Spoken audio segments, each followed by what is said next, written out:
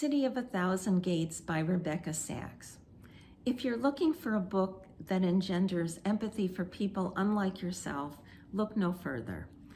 Here's the story of lives that run parallel, Israelis and Palestinians, divided by boundaries, politics, language, and checkpoints, literal and psychological.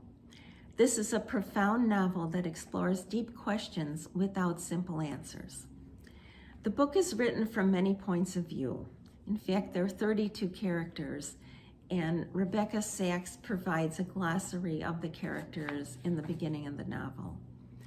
Hamid, a college student, has entered Israeli territory looking for work, and he's entered illegally.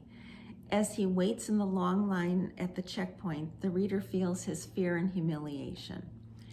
As Hamid rushes past soldiers busy with someone else, he bumps into a German journalist, Vera, who is headed to Jerusalem to cover the story of Selim, a Palestinian boy beaten comatose by Israeli teens. The beating was in retaliation for the death of a teenage girl stabbed to death in her home in one of the Jewish settlements on the West Bank.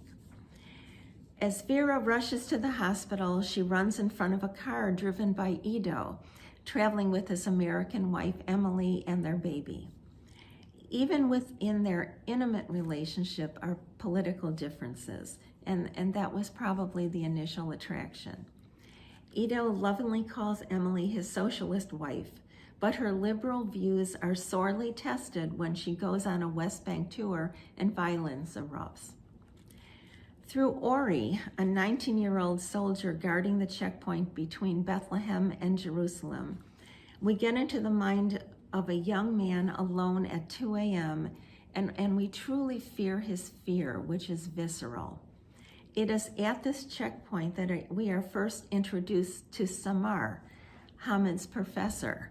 We're introduced to her during the day, of course. She's one of the most complicated of the characters in the book.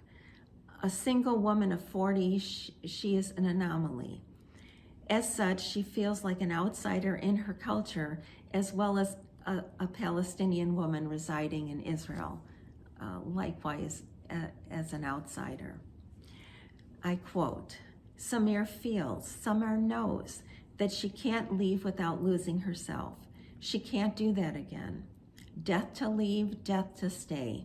Is that free will? Choosing what you love enough to let it kill you.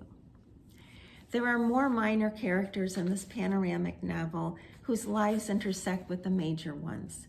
Together, their stories are interwoven to give the reader an intimate portrait of living in a country where political violence is a day-to-day reality. Thank you.